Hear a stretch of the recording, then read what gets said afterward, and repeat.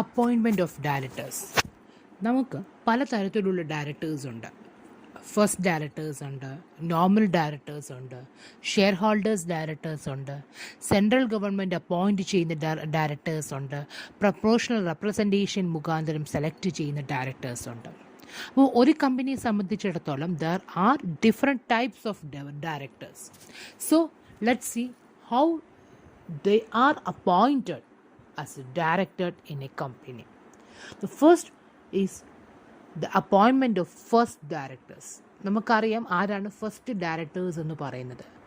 Articles of അസോസിയേഷനകത്ത് usually നമ്മുടെ കമ്പനിയുടെ articles of അസോസിയേഷൻ്റെ സമയത്ത് നമ്മൾ കമ്പനിയുടെ ഫസ്റ്റ് ഡയറക്ടർമാരുടെ പേര് മെൻഷൻ ചെയ്തിരിക്കും.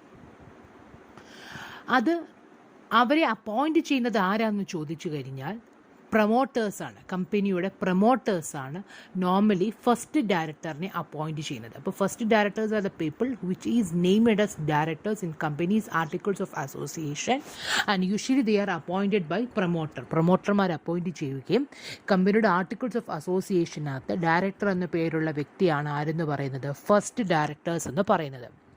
ഇനി ആർട്ടിക്കിൾസ് ഓഫ് അസോസിയേഷനകത്ത് ഇങ്ങനെ ഒരു ഡയറക്ടറിനെ കുറിച്ച് പരാമർശം ചെയ്തിട്ടില്ല എങ്കിൽ നമ്മുടെ subscribers of memorandum of association subscribe ചെയ്തവരാണ് കമ്പനിയുടെ ഫസ്റ്റ് ഡയറക്ടേഴ്സ് എന്ന് പറയുന്നത്.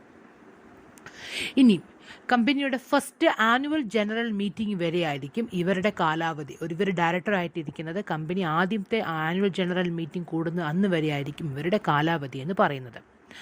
അപ്പം പബ്ലിക് കമ്പനി ആയാലും പ്രൈവറ്റ് കമ്പനി ആണെങ്കിലും ഇത് തന്നെ എല്ലാം ബാധകമാണ്. നോർമലി ഫസ്റ്റ് ഡയറക്ടേഴ്സ് എന്ന് പറയുന്നത് ആർട്ടിക്കിൾസ് ഓഫ് അസോസിയേഷനകത്ത് പേരുള്ളവരാണ് ഫസ്റ്റ് ഡയറക്ടേഴ്സ്. ഇവരെ അപ്പോയിൻറ്റ് ചെയ്യുന്നത് ആരാണ്? പ്രൊമോട്ടർമാരാണ്. ആർട്ടിക്കിൾസ് ഓഫ് അസോസിയേഷനകത്ത് പേരില്ല എങ്കിൽ മെമ്മോറാണ്ടം ഓഫ് അസോസിയേഷൻ സബ്സ്ക്രൈബ് ചെയ്തവരാണ് ഫസ്റ്റ് ഡയറക്ടർ എന്ന് പറയുന്നത്. ഇനി 1 പേഴ്സൺ കമ്പനി ആണെങ്കിൽ ആരാണോ ആ മെമ്പർ, ആ വ്യക്തി തന്നെയായിരിക്കും ആ പറഞ്ഞ കമ്പനിയുടെ ഫസ്റ്റ് ഡയറക്ടർ എന്ന് പറയുന്നത്. So this is about appointment of first director. രണ്ടാമത് appointment of directors by shareholders. നമുക്കറിയാം ഷെയർ ഹോൾഡേഴ്സിൻ്റെ റെപ്രസെൻറ്റേറ്റീവ് ആണ് ഡയറക്ടർ എന്ന് പറയുന്നത്. അപ്പം ഷെയർ ഹോൾഡേഴ്സ് വേണം ഡയറക്ടറിനെ അപ്പോയിൻറ്റ് ചെയ്യുന്നത്. And normally they are appointed at the annual general meeting of the company. And ഒരു കമ്പനിയെ സംബന്ധിച്ചിടത്തോളം വളരെ ഇമ്പോർട്ടൻ്റ് ആയിട്ടുള്ളൊരു ടാസ്ക്കാണ് എന്തെന്ന് പറയുന്നത് ഡയറക്ടറിനെ അപ്പോയിൻറ്റ് ചെയ്യുക എന്ന് പറയുന്നത്. ഒരു പബ്ലിക് കമ്പനിയോ അല്ലെങ്കിൽ പബ്ലിക് കമ്പനിയുടെ സബ്സിഡിയറി ആയിട്ട് പ്രവർത്തിക്കുന്ന ഒരു പ്രൈവറ്റ് കമ്പനിയിൽ നോട്ട് ലെസ് ദാൻ 2/3 എന്നത് 2/3 ടോട്ടൽ നമ്പർ ഓഫ് ഡയറക്ടേഴ്സിൻ്റെ 2/3 കുറയാതെ ഉള്ള ഡയറക്ടേഴ്സിനെ നമ്മൾ നോർമലി അവർ റൊട്ടേഷണൽ ഡയറക്ടേഴ്സ് ആയിരിക്കും. റൊട്ടേഷൻ എന്ന് പറയുന്നത് they will retire by rotation വെച്ചായിരിക്കും നമ്മൾ ഡയറക്ടർമാരെ അപ്പോയിൻറ്റ് ചെയ്യുന്നത്. അതായത് ഏത് കമ്പനിയുടെ കേസിലാണ് ഞാൻ പറഞ്ഞത്? പബ്ലിക് കമ്പനിയിലെയോ അല്ലെങ്കിൽ പബ്ലിക് കമ്പനിയുടെ സബ്സിഡിയറി ആയി പ്രവർത്തിക്കുന്ന പ്രൈവറ്റ് കമ്പനിയിൽ നോട്ട് ലെസ് ദാൻ 2/3 ഡയറക്ടേഴ്സിന് റൊട്ടേഷണൽ ഡയറക്ടേഴ്സ് ആയിരിക്കും. ബാക്കി റിമൈനിങ് 1/3 നോൺ റൊട്ടേഷണൽ ഡയറക്ടർമാരായിരിക്കും. ഇനി ഈ റൊട്ടേഷണൽ ഡയറക്ടർമാരെ, അതായത് റൊട്ടേഷണൽ ഡയറക്ടർമാർ എന്ന് പറയുന്നത് പബ്ലിക് കമ്പനിയോ പബ്ലിക് കമ്പനിയുടെ സബ്സിഡിയറി ആയി പ്രവർത്തിക്കുന്ന പ്രൈവറ്റ് കമ്പനിയിൽ നോട്ട് ലെസ് ദാൻ 2/3 ഡയറക്ടേഴ്സ് ആരായിരിക്കും എപ്പോഴും?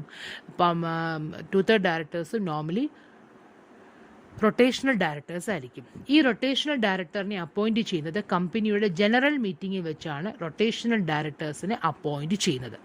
ഇനി directors other than rotational directors, non rotational ഡയറക്ടേഴ്സിനെ എങ്ങനെയാണ് അപ്പോയിൻറ്റ് ചെയ്യുന്നതെന്ന് ചോദിച്ചാൽ ആർട്ടിക്കിൾസ് ഓഫ് അസോസിയേഷനകത്ത് എങ്ങനെയാണോ അപ്പോയിൻറ്റ് ചെയ്യാൻ പറഞ്ഞിരിക്കുന്നത് അതുപോലെ വേണം അപ്പോയിൻറ്റ് ചെയ്യാൻ. ആർട്ടിക്കിൾസ് ഓഫ് അസോസിയേഷനകത്ത് അപ്പോയിൻറ്റ് ചെയ്യാൻ പറഞ്ഞിരിക്കുന്ന രീതിയിൽ തന്നെ വേണം ഈ നോൺ റൊട്ടേഷണൽ ഡയറക്ടർമാരെ അപ്പോയിൻറ്റ് ചെയ്യാൻ. ഇനി ആർട്ടിക്കിൾസ് ഓഫ് അസോസിയേഷനകത്ത് അങ്ങനെയൊന്നും പറഞ്ഞിട്ടില്ല എങ്കിൽ കമ്പനിയുടെ ജനറൽ മീറ്റിംഗിൽ തന്നെ നമ്മളത് മറ്റ് റൊട്ടേഷണൽ ഡയറക്ടർമാരെയൊക്കെ അപ്പോയിൻറ്റ് ചെയ്യുന്നത് പോലെ തന്നെ ജനറൽ മീറ്റിംഗിൽ വെച്ച് അപ്പോയിൻറ്റ് ചെയ്യണം. അപ്പം പബ്ലിക് കമ്പനിയുടെ സബ്സിഡിയറിയായി പ്രവർത്തിക്കുന്ന പ്രൈവറ്റ് കമ്പനിയിൽ not less than 2/3 directors rotational ഡയറക്ടേഴ്സാണ്. ബാക്കി 1/3 നോൺ റൊട്ടേഷണൽ ഡയറക്ടർമാരായിട്ട് മാറത്തുള്ളൂ. ഇവരെ അപ്പോയിൻറ്റ് ചെയ്യുന്നത് കമ്പനിയുടെ ജനറൽ മീറ്റിംഗിൽ വെച്ചാണ്. And this is under section 152. Section 152 companies ആക്ടിൻ്റെ സെക്ഷൻ 152 ഇതിനെക്കുറിച്ച് പറയുന്നത്. പക്ഷേ ഈ പ്രൊവിഷൻ പ്രൈവറ്റ് കമ്പനിക്ക് ആപ്ലിക്കബിൾ ആയിരിക്കത്തില്ല. പ്രൈവറ്റ് കമ്പനിയെ സംബന്ധിച്ചിടത്തോളം ഡയറക്ടറിനെ അപ്പോയിൻറ്റ് ചെയ്യുന്നത് എങ്ങനെയാണെന്ന് ചോദിച്ചാൽ ആർട്ടിക്കിൾസ് ഓഫ് അസോസിയേഷനിൽ എങ്ങനെയാണോ പറഞ്ഞിരിക്കുന്നത് അതുപോലെ വേണം പ്രൈവറ്റ് കമ്പനിയിൽ ഡയറക്ടർമാരെ അപ്പോയിൻറ്റ് ചെയ്യുന്നത്. ഇനിയും ആർട്ടിക്കിൾസ് ഓഫ് അസോസിയേഷൻ ഇതിനെക്കുറിച്ചൊന്നും പറയുന്നില്ല എങ്കിൽ നോർമലി നമ്മൾ നേരത്തെ പറഞ്ഞതുപോലെ തന്നെ കമ്പനിയുടെ ആനുവൽ ജനറൽ മീറ്റിങ്ങിൽ ഒരു ഓർഡിനറി റെസൊല്യൂഷൻ പാസ്സാക്കിയും വേണം ഡയറക്ടർമാരെ അപ്പോയിൻറ്റ് ചെയ്യാൻ. ഓർഡിനറി റെസൊല്യൂഷൻ എന്ന് പറഞ്ഞാൽ സിമ്പിൾ മജോറിറ്റി കിട്ടിയാൽ മതി. ഞാൻ നേരത്തെ പറഞ്ഞിട്ടുണ്ട്, there are 2 types of resolution. One is special, one is ordinary. Special resolution എന്ന് പറയുന്നത് ഒരു കാര്യം തീരുമാനമെടുക്കുമ്പോൾ ആ തീരുമാനമെടുക്കുന്ന നമ്മൾ വോട്ടിങ്ങിലേക്ക് മറ്റോ പോവുകയാണെങ്കിൽ 3/4 മജോറിറ്റി വേണം. അതായത് 40 പേരുണ്ട്, 30 പേരും അതിനെ അനുകൂലിക്കുകയാണെങ്കിൽ മാത്രമേ അത് പാസ്സാക്കാൻ പറ്റത്തുള്ളൂ. അതേസമയം ഓർഡിനറി റെസൊല്യൂഷൻ ആണെങ്കിൽ 20 അതിൽ കൂടുതൽ 40 പേരുണ്ടെങ്കിൽ സിമ്പിൾ മജോറിറ്റി മതി. പകുതിയിൽ കൂടുതൽ ആൾക്കാർ അതിനെ യോജിക്കുകയാണെങ്കിൽ അത് പാസ്സാകാം. അപ്പോൾ നോർമലി ആനുവൽ ജനറൽ മീറ്റിങ്ങിൽ വെച്ചാണ് അപ്പോയിൻറ്റ് ചെയ്യുന്നത്. അതെങ്ങനെ ആയിരിക്കും? ഓർഡിനറി റെസൊല്യൂഷൻ മുഖാന്തരമായിരിക്കും അപ്പോയിൻറ്റ് ചെയ്യുന്നത്. അതുപോലെ തന്നെ ഈ പ്രൈവറ്റ് കമ്പനിയുടെ കേസിൽ നമ്മൾ നേരത്തെ പറഞ്ഞിട്ടുണ്ട്, പബ്ലിക് കമ്പനിയിൽ 2/3 ഡയറക്ടേഴ്സ് റൊട്ടേഷണൽ ഡയറക്ടേഴ്സ് എന്ന് പറഞ്ഞിട്ടുണ്ട്. പക്ഷേ ഇത് ആർക്ക് ആപ്ലിക്കബിൾ അല്ല? പ്രൈവറ്റ് കമ്പനിയിൽ ആപ്ലിക്കബിൾ അല്ല. ഇനിയും നമ്മൾ റെസൊല്യൂഷൻ പാസ്സാക്കാൻ നേരത്ത് ഓരോ ഡയറക്ടർക്കും ഓരോരുത്തർക്കും സ്പെഷ്യൽ റെസൊല്യൂഷനാണ്. ഒന്നിച്ചൊരു ഗ്രൂപ്പായിട്ട് ഒരു ബോർഡായിട്ട് നമുക്ക് റെസൊല്യൂഷൻ പാസ്സാക്കാൻ പറ്റത്തില്ല. ഒരു ഡയറക്ടറിനെ അപ്പോയിൻറ്റ് ചെയ്യണമെങ്കിൽ അതൊരു റെസൊല്യൂഷൻ പാസ്സാക്കണം. അങ്ങനെ ഓരോരുത്തർക്കും ഓരോ റെസൊല്യൂഷൻസാണ് നമ്മൾ പാസ്സാക്കേണ്ടത്. അപ്പോൾ എന്താണെന്ന് ചോദിച്ചാൽ ഷെയർ ഹോൾഡേഴ്സ് നമുക്ക് ജനറൽ മീറ്റിംഗ് വെച്ച് നമ്മൾ എങ്ങനെ പാസ്സാക്കേണ്ടത്? 2/3 ഡയറക്ടേഴ്സും റൊട്ടേഷണൽ ഡയറക്ടേഴ്സും 1/3 ഡയറക്ടേഴ്സും നോൺ റൊട്ടേഷണൽ ഡയറക്ടേഴ്സുമാണ്. ഇവരെ നമ്മൾ ജനറൽ മീറ്റിംഗിൽ വെച്ച് അപ്പോയിൻറ്റ് ചെയ്യണം. പ്രൈവറ്റ് കമ്പനി ഇതുപോലെ തന്നെ പ്രൈവറ്റ് കമ്പനി ആനുവൽ ജനറൽ മീറ്റിംഗിൽ ഓർഡിനറി റെസൊല്യൂഷൻ പാസ്സാക്കി വേണം നമ്മളിവരെ അപ്പോയിൻറ്റ് ചെയ്യാൻ. ഇനി അതിനെക്കുറിച്ച് ആർട്ടിക്കിൾസ് ഓഫ് പ്രൈവറ്റ് കമ്പനിയൊക്കെ സംബന്ധിച്ച് പറയുകയാണെങ്കിൽ ആർട്ടിക്കിൾസ് ഓഫ് അസോസിയേഷനിൽ എങ്ങനെയാണ് അപ്പോയിൻറ്റ് ചെയ്യാൻ പറഞ്ഞിരിക്കുന്നത് അതുപോലെ വേണം ചെയ്യാൻ. പറഞ്ഞിട്ടില്ല എങ്കിൽ നേരത്തെ പറഞ്ഞതുപോലെ തന്നെ നമ്മുടെ ജനറൽ മീറ്റിംഗ് വിളിച്ചു കൂട്ടി വേണം അപ്പോയിൻറ്റ് ചെയ്യുന്നത്. Third one is about appointment of small shareholders director. ഞാൻ നേരത്തെ പറഞ്ഞിട്ടുണ്ട് who is A small share holders. Small share holders എന്ന് പറയുമ്പം ഒരു ഷെയർ ഹോൾഡറാണ്, പക്ഷേ ആ വ്യക്തിയിൽ ആ കമ്പനിയുടെ ഷെയർ എന്ന് പറയുന്നത് 20,000 രൂപ താഴെയുള്ള ഷെയർ അയാളുടെ കയ്യിലുള്ളൂ. ടോട്ടൽ അയാളുടെ കയ്യിലുള്ള ഷെയർ എന്ന് പറയുന്നത് ബിലോ 20,000 ആണ്. അതുകൊണ്ട് തന്നെ ഇവർക്ക് ഈ സ്മോൾ ഷെയർ ഹോൾഡേഴ്സിന് റെപ്രസെൻറ്റേഷൻ വേണം. അതിനുവേണ്ടിയാണ് അവരുടെ ഒരു റെപ്രസെൻറ്റേറ്റീവ് അവർ സ്മോൾ ഷെയർ ഹോൾഡർ ഡയറക്ടറായിട്ട് അപ്പോയിൻറ്റ് ചെയ്യുന്നത്. എല്ലാ ലിസ്റ്റഡ് കമ്പനികളിലും നിർബന്ധമായിട്ടും ഒരു ഡയറക്ടർ എന്ന് പറയുന്നത് എന്തായിരിക്കണം? സ്മോൾ ഷെയർ ഹോൾഡേഴ്സ് ഡയറക്ടർ ആയിരിക്കണം.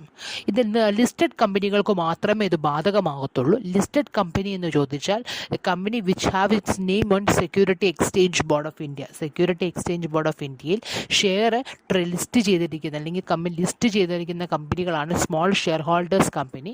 ഈ സ്മോൾ ഷെയർ ഹോൾഡേഴ്സ് കമ്പനിയിൽ എല്ലാ ലിസ്റ്റഡ് കമ്പനിയിലും എപ്പോഴും ഒരു ഡയറക്ടർ ഉണ്ടായിരിക്കണം. സ്മോൾ ഷെയർ ഹോൾഡേഴ്സ് ഡയറക്ടറിനെ നിർബന്ധമായിട്ട് അപ്പോയിൻറ്റ് ചെയ്തിരിക്കണം. അല്ലാത്ത പക്ഷം നമുക്ക് ഓപ്ഷനിലാണ്. പക്ഷേ നമുക്കിപ്പോൾ ഒരു കമ്പനിയെ സംബന്ധിച്ചിടത്തോളം ഒരു കമ്പനികൾക്ക് വേണമെങ്കിൽ സ്മോൾ ഷെയർ ഹോൾഡേഴ്സിന് ഡയറക്ടറിനെ അപ്പോയിൻറ്റ് ചെയ്താൽ മതി. എന്നാൽ എപ്പോഴും ഓർത്തോണം, കമ്പനിയുടെ സ്മോൾ ഷെയർ ഹോൾഡേഴ്സ് കമ്പനിക്ക് ഒരു നോട്ടീസ് കൊടുക്കുകയാണ്, ഞങ്ങൾക്കൊരു റെപ്രസെൻറ്റേഷൻ വേണം, ഞങ്ങളിൽ നിന്നൊരു വ്യക്തി ഡയറക്ടർ ആകണമെന്ന് കമ്പനിക്ക് നോട്ടീസ് കൊടുക്കുകയാണെങ്കിൽ ആ കേസിൽ it is the obligation of the company to appoint a small share holder director. അപ്പോൾ ഒരു പ്രയർ നോട്ടീസ് കൊടുക്കുകയാണെങ്കിൽ നിർബന്ധമായിട്ട് നമ്മൾ അവരെ അപ്പോയിൻറ്റ് ചെയ്തിരിക്കണം. ഇനിയും നോട്ടീസ് എങ്ങനെയാണ് കൊടുക്കുന്നതെന്ന് ചോദിച്ചാൽ that particular notice should be in writing and അതുപോലെ തന്നെ it should be given 14 days before the meeting കൂടുന്നതിന് 14 ദിവസം മുൻപ് വേണം നോട്ടീസ് നമ്മൾ കൊടുക്കാൻ. ആ നോട്ടീസിനകത്ത് നോട്ടീസ് എത്ര പേരുണ്ടായിരിക്കണം? At least total number of share ഹോൾഡേഴ്സിൻ്റെ 1/10 പേര് അതിന് ആ നോട്ടീസിനകത്ത് അവരുടെ പേരുണ്ടായിരിക്കണം, അല്ലെങ്കിൽ അവരത് സൈൻ ചെയ്തിരിക്കണം. അല്ലെങ്കിൽ 100 സ്മോൾ ഷെയർ ഹോൾഡേഴ്സ് എങ്കിലും അതിനകത്ത് സൈൻ ചെയ്തിരിക്കണം. അതായത് അവർ സ്മോൾ ഷെയർ ഹോൾഡർ, ഇപ്പോൾ ഒരു ഷെയർ ഹോൾഡർക്ക് തോന്നുക ഞങ്ങളുടെ റെപ്രസെൻറ്റേറ്റീവ് വേണമെന്ന് ചോദിച്ചാൽ പറ്റത്തില്ല. ടോട്ടൽ സ്മോൾ ഷെയർ ഹോൾഡേഴ്സിൻ്റെ 1/10 പേർ ആവശ്യപ്പെടണം. അതിനകത്ത് മിനിമം ഒരു 100 സ്മോൾ ഷെയർ ഹോൾഡേഴ്സിൻ്റെ നമ്പറെങ്കിലും ഉണ്ടായിരിക്കണം. അതാരാണ് ആവശ്യപ്പെട്ട അവരുടെ പേരും അഡ്രസ്സും അവരെത്ര ഷെയർസ് ഉണ്ടെന്നും അവർ ആ ഡീറ്റെയിൽസും ആ പറഞ്ഞ നോട്ടീസിനകത്ത് രേഖപ്പെടുത്തിയിരിക്കണം. ഇനി സ്മോൾ ഷെയർ ഹോൾഡേഴ്സ് നമ്മൾ അപ്പോയിൻറ്റ് ചെയ്യുന്നത് നോർമലായിട്ടുള്ള ടേംസ് ആൻഡ് കണ്ടീഷൻ പ്രകാരം തന്നെയായിരിക്കും നമ്മൾ അപ്പോയിൻറ്റ് ചെയ്യുന്നത്. എപ്പോഴും ഓർക്കുക, സ്മോൾ ഷെയർ ഹോൾഡറിൻ്റെ ഡയറക്ടറായിട്ട് കടന്നു വരുന്നത് ഒരു സ്മോൾ ഷെയർ ഹോൾഡർ ആയിരിക്കും. സ്മോൾ ഷെയർ ഹോൾഡർ എന്ന് പറഞ്ഞു കഴിഞ്ഞാൽ ആരാണ്? 20,000 രൂപയിൽ താഴെ കമ്പനിയുടെ ടോട്ടൽ ഷെയർ ക്യാപിറ്റലിൽ 20,000 ബിലോ ഓൺ ചെയ്യുന്ന ആളുകളായിരിക്കും. അവരിപ്പോൾ നമ്മൾ അതിൻ്റെ ഒരു വ്യക്തിയെ സ്മോൾ ഷെയർ ഹോൾഡർ ഡയറക്ടറായിട്ട് അപ്പോയിൻറ്റ് ചെയ്യുകയാണെങ്കിൽ അയാളുടെ കൺസേൺ ഇൻ റൈറ്റിങ്ങിൽ കമ്പനിക്ക് കൊടുത്തിരിക്കണം. മറ്റു എല്ലാ കേസുകളും ഡിസ്ക്വാളിഫിക്കേഷനും ക്വാളിഫിക്കേഷനും ഒക്കെ മറ്റു ഡയറക്ടർമാരുടെ അതേ അതാണ് ഇയാൾക്ക് വരുന്നത്. എപ്പോഴും സ്മോൾ ഷെയർ ഹോൾഡറിനെ നമ്മൾ അപ്പോയിൻറ്റ് ചെയ്യുന്നത് മാക്സിമം 3 ഇയേഴ്സിലേക്കായിരിക്കും. ഇയാൾ ബൈ റൊട്ടേഷൻ റിട്ടയറായി മാറത്തില്ല. 3 വർഷത്തേക്കായിരിക്കും നമ്മൾ ഇവരെ അപ്പോയിൻറ്റ് ചെയ്തിരിക്കുന്നത്. അതുപോലെ തന്നെ ഒരു വ്യക്തിക്ക് ഒരേ സമയം 2 അതിൽ കൂടുതലോ കമ്പനിയുടെ സ്മോൾ ഷെയർ ഹോൾഡർ ആകാൻ പറ്റത്തില്ല. നോട്ട് മോർ ദാൻ 2 കമ്പനീസ്, 2 കമ്പനിയുടെ വരെ ആകാം, but not more than 2 companies ആകാൻ പാടില്ല. ഇതിങ്ങനെയാണ് സ്മോൾ ഷെയർ ഹോൾഡർ ഡയറക്ടറിനെ അപ്പോയിൻറ്റ് നമ്മൾ ചെയ്യുന്നത്. The fourth one is appointment of directors by board of directors. ആദ്യം ഞാൻ പറഞ്ഞു, ഫസ്റ്റ് ഡയറക്ടറിനെ അപ്പോയിൻറ്റ് ചെയ്യുന്നത് ആനുവൽ ജനറൽ മീറ്റിങ്ങിൽ അപ്പോയിൻറ്റ് ചെയ്യുന്നത്, സ്മോൾ ഷെയർ ഹോൾഡേഴ്സിൽ അപ്പോയിൻറ്റ് ചെയ്യുന്നത്. അടുത്ത ചില ഡയറക്ടർമാരെ നമ്മുടെ ബോർഡ് ഓഫ് ഡയറക്ടേഴ്സ് എന്ന് പറഞ്ഞ് ഡയറക്ടർമാരുടെ ആ ഗ്രൂപ്പിന് പറയുന്ന പേരാണ് ബോർഡ് ഓഫ് ഡയറക്ടേഴ്സ്. ആ ബോർഡ് ഓഫ് ഡയറക്ടേഴ്സിന് ചില സമയത്ത് ബോർഡ് ഓഫ് ഡയറക്ടേഴ്സിന് തന്നെ മറ്റ് ഡയറക്ടേഴ്സിനെ അപ്പോയിൻറ്റ് ചെയ്യാൻ സാധിക്കും. 4 സാഹചര്യത്തിലാണ്. ഒന്നാമത്തെ സാഹചര്യം, ഫസ്റ്റ് സിറ്റുവേഷൻ എന്ന് പറയുന്നത് അഡീഷണൽ ഡയറക്ടറിനെ അപ്പോയിൻറ്റ് ചെയ്യുന്ന സാഹചര്യം. സെക്കൻഡ് വൺ, ക്യാഷ്വൽ വേക്കൻസീസ് എന്തെങ്കിലും ഉണ്ടാവുകയാണെങ്കിൽ അത് ഫില്ല് ചെയ്യുന്ന സാഹചര്യം. Third one, alternate director. ഞാൻ പറഞ്ഞിട്ടുണ്ട്, ഒരു ഡയറക്ടർ 3 മാസം അതിൽ കൂടുതലോ ഇന്ത്യക്ക് പുറത്തു പോവുകയാണെങ്കിൽ അയാൾക്ക് പകരം മറ്റൊരു ഡയറക്ടറിനെ അയാൾ അപ്പോയിൻറ്റ് ചെയ്തിരിക്കണം. അപ്പോൾ that director is called alternate director. And third one, last one is nominee director. മറ്റു ഡയറക്ടറെ നോമിനിയായിട്ട് പ്രവർത്തിക്കുന്ന ആൾക്കാർ. അപ്പം ഇത്രയും പേരെ ആര് തന്നെ അപ്പോയിൻറ്റ് ചെയ്യുന്നത്? കമ്പനിയുടെ നിലവിലുള്ള ബോർഡ് ഓഫ് ഡയറക്ടേഴ്സ് തന്നെയാണ് അപ്പോയിൻറ്റ് ചെയ്യുന്നത്. ആരൊക്കെയാണ്? Additional directors, alternate directors, nominee directors and filling up of casual vacancies. Additional director നേരത്തെ പറഞ്ഞതുപോലെ തന്നെ കമ്പനി ഡയറക്ടേഴ്സിന് തോന്നുകയാണ് കുറച്ച് ഡയറക്ടേഴ്സിനെ കൂടെ വേണം, അഡീഷണൽ ആയിട്ട് കുറച്ച് ഡയറക്ടേഴ്സിനെ കൂടെ വേണമെന്ന് ചോദിക്കുകയാണെങ്കിൽ ആർട്ടിക്കിൾസ് ഓഫ് അസോസിയേഷൻ അതിനുള്ള പെർമിഷൻ കൊടുത്തിട്ടുണ്ടെങ്കിൽ they can appoint some additional directors by passing a resolution in the board meeting resolution പാസ്സാക്കി അവർക്ക് അപ്പോയിൻറ്റ് ചെയ്യാൻ സാധിക്കും. Additional director articles of association authorise ചെയ്തിട്ടുണ്ടെങ്കിൽ മാത്രമേ ഇത് സാധിക്കത്തുള്ളൂ. പക്ഷേ എപ്പോഴും ഓർക്കുക, അങ്ങനെ നമ്മൾ ഡയറക്ടറിനെ അപ്പോയിൻറ്റ് ചെയ്യുന്നത് നമുക്കൊരു ലിമിറ്റ് പറയുന്നുണ്ട്. ആ ലിമിറ്റിൽ കൂടുതലാകാൻ പാടില്ല. അഡീഷണൽ ഡയറക്ടേഴ്സ് ബോർഡ് ഓഫ് ഡയറക്ടറാണ് അപ്പോയിൻറ്റ് ചെയ്യുന്നത് and they will hold office till the next AGM വരെ. അടുത്ത ആനുവൽ ജനറൽ മീറ്റിംഗ് വരെ മാത്രമേ അവരുടെ പൊസിഷൻ അവർക്ക് ഹോൾഡ് ചെയ്യാൻ സാധിക്കത്തുള്ളൂ. അപ്പോൾ അഡീഷണൽ ഡയറക്ടർ എന്ന് പറയുന്നത് ബോർഡ് ഓഫ് ഡയറക്ടറാണ് അവരെ അപ്പോയിൻറ്റ് ചെയ്യുന്നത്. എപ്പോൾ മാത്രമേ അപ്പോയിൻമെൻറ്റ് നടക്കത്തുള്ളൂ? ആർട്ടിക്കിൾസ് ഓഫ് അസോസിയേഷൻ ഓതറൈസ് ചെയ്തിട്ടുണ്ടെങ്കിൽ മാത്രം. ടോട്ടൽ നമ്പർ ഓഫ് ഡയറക്ടേഴ്സിൻ്റെ മാക്സിമം ലിമിറ്റിൽ കൂടാൻ പാടില്ല. And they will hold office till next AGM. Second one is filling up of casual vacancies. നിലവിലുള്ള ഒരു ഡയറക്ടർ മരിച്ചു പോവുകയോ റിസൈൻ ചെയ്തു പോവുകയോ ഇൻസോൾവൻ്റായി ഇൻസെയിനായി മാറുകയാണെങ്കിൽ the company can there arise a casual vacancy and that office can be filled. ആ casual vacancy നമുക്ക് എന്ത് ചെയ്യാൻ പറ്റും? ഫില്ല് ചെയ്യാൻ പറ്റും. ആൻഡ് ആ നോർമലി casual vacancy നമ്മൾ എങ്ങനെ ഫില്ല് ചെയ്യുന്നതെന്ന് ചോദിച്ചാൽ ആർട്ടിക്കിൾസ് ഓഫ് അസോസിയേഷൻ കൃത്യമായിട്ടുള്ള പ്രൊസീജിയർ പറയുന്നുണ്ട്. അങ്ങനെ പറയുന്നില്ലെങ്കിൽ കമ്പനിയുടെ ബോർഡ് മീറ്റിംഗ് വെച്ച് റെസൊല്യൂഷൻ പാസ്സാക്കി നമുക്ക് അപ്പോയിൻറ്റ് ചെയ്യാം. അല്ലെങ്കിൽ ആർട്ടിക്കിൾസ് ഓഫ് അസോസിയേഷൻ നമ്മൾ കൃത്യമായിട്ട് വേണം ഫോളോ ചെയ്യാൻ. പിന്നെ അതുപോലെ ഓർത്തോണം, നമ്മൾ ക്യാഷ്വൽ വേക്കൻസി നമ്മൾ അപ്പോയിൻറ്റ് ചെയ്യുന്ന സമയത്ത് ആരാണ് അപ്പോയിൻമെൻറ്റിലേക്ക് കടന്നു വരുന്ന വ്യക്തി നോർമലി ആർക്ക് പകരമായിട്ടാണോ ഇയാൾ അപ്പോയിൻറ്റ് ചെയ്യുന്നത് ആ വ്യക്തിയുടെ കാലാവധി തീരുമ്പം ഈ ക്യാഷ്വൽ വേക്കൻസിയിലൂടെ അപ്പോയിൻറ്റ് ചെയ്ത വ്യക്തിയുടെ കാലാവധിയും അവസാനിക്കും. This is about casual vacancy. C appointment of alternate directors. Alternate directors എന്ന് പറഞ്ഞു കഴിഞ്ഞാൽ നമ്മുടെ ഡയറക്ടർ 3 മാസത്തിൽ കൂടുതൽ ഇന്ത്യ വിട്ട് പുറത്ത് പോവുകയാണെങ്കിൽ നമ്മളൊരു പകരക്കാരനെ കൊടുക്കണം. അങ്ങനെ കൊടുക്കണമെങ്കിൽ ആർട്ടിക്കിൾസ് ഓഫ് അസോസിയേഷൻ അത് ഓതറൈസ് ചെയ്തിട്ടുണ്ടെങ്കിൽ മാത്രമേ കൊടുക്കാൻ പറ്റത്തുള്ളൂ. അതുമാത്രമല്ല, ഒരു ഓർഡിനറി റെസൊല്യൂഷൻ കൂടെ പാസ്സാക്കാൻ ശ്രമിക്കുക. അതുപോലെ തന്നെ നമ്മൾ ഒരു വ്യക്തിക്ക് പകരക്കാരനെ അപ്പോയിൻറ്റ് ചെയ്യുമ്പോൾ ആ ഒറിജിനൽ ഡയറക്ടർ ഉണ്ടല്ലോ, ആ ഡയറക്ടർ ആയിരിക്കത്തില്ല അപ്പോയിൻറ്റ് ചെയ്യുന്നത്, ബോർഡ് ഓഫ് ഡയറക്ടേഴ്സ് ആയിരിക്കും അപ്പോയിൻറ്റ് ചെയ്യുന്നത്. അപ്പോൾ ആ ഓൾട്ടർനേറ്റ് ഡയറക്ടർ ഇപ്പോൾ ഒരു വർഷത്തേക്ക് അയാൾ പോകുന്നതെങ്കിൽ ആർക്ക് പകരമായിട്ടാണോ ഇയാൾ അപ്പോയിൻറ്റ് ചെയ്യുന്നത് ആ വ്യക്തിയുടെ കാലാവധി കഴിയുന്നിടം വരെ ഇയാൾക്ക് അനുവാദമുള്ളൂ. എപ്പോഴും ഓർക്കുക, നമ്മൾ ഓൾട്ടർനേറ്റ് ഡയറക്ടറിനെയൊക്കെ അപ്പോയിൻറ്റ് ചെയ്യുന്ന സമയത്ത് സെൻട്രൽ ഗവൺമെൻറ്റിൻ്റെ ഒന്നും പെർമിഷനൊന്നും ആവശ്യമില്ല. The last one is about nominee director. Nominee director എന്ന് പറഞ്ഞാൽ എന്താ പറഞ്ഞത്? കമ്പനിയെ സംബന്ധിച്ചിടത്തോളം കുറേ തേർഡ് പാർട്ടീസ് ഉണ്ട്. ഡിബഞ്ചർ ഹോൾഡേഴ്സ് ആകാം, ഫിനാൻഷ്യൽ ബാങ്കിങ് കമ്പനികളാകാം, കമ്പനിക്ക് ലോൺസും അഡ്വാൻസസും ഒക്കെ കൊടുക്കുന്ന ഡയറക്ടർ. അപ്പോൾ ഇവരുടെ റെപ്രസെൻറ്റേഷന് വേണ്ടി ഇവരിൽ നിന്നൊരു വ്യക്തി ഡയറക്ടറായി മാറും. And that director is called nominee director. Nominee ഡയറക്ടറിൻ്റെ ഏറ്റവും വലിയ പവർ എന്ന് പറയുന്നത്, അല്ലെങ്കിൽ അവരുടെ ഉത്തരവാദിത്വം എന്ന് പറയുന്നത്, അവരാരുടെ റെപ്രസെൻറ്റേറ്റീവ് ആണോ നിൽക്കുന്നത് അവരുടെ പണം കാത്തു സൂക്ഷിക്കുക, അല്ലെങ്കിൽ അവരുടെ പണം സേഫ് ഗാർഡ് ചെയ്യുക എന്നുള്ളതാണ് ആ നോമിനി ഡയറക്ടറിൻ്റെ ഉത്തരവാദിത്വം. നോർമലി ആർട്ടിക്കിൾസ് ഓഫ് അസോസിയേഷൻ കൃത്യമായിട്ട് പറയുന്നുണ്ട് ഇതിൻ്റെ റൂൾസ്, ഇത് എങ്ങനെയാണ് നോമിനി ഡയറക്ടറിനെ അപ്പോയിൻറ്റ് ചെയ്യണമെന്നൊക്കെ വൃത്തിയായിട്ട് പറയുന്നുണ്ട്. Companies act total number of ഡയറക്ടേഴ്സിന് 1/3 കൂടുതലാകാൻ പാടില്ല. നോമിനി ഡയറക്ടേഴ്സ് എന്ന് പറയുന്നത്. നോമിനി ഡയറക്ടേഴ്സ് എല്ലാ കമ്പനീസ് ആക്ടിൻ്റെ എല്ലാ പ്രൊവിഷൻസുമായിട്ട് ബാധകമായിരിക്കും. ഇയാൾക്ക് കമ്പനിയുമായിട്ട് നല്ല പൊസിഷൻ ലീഡപ്പ് ചെയ്തിരിക്കണം.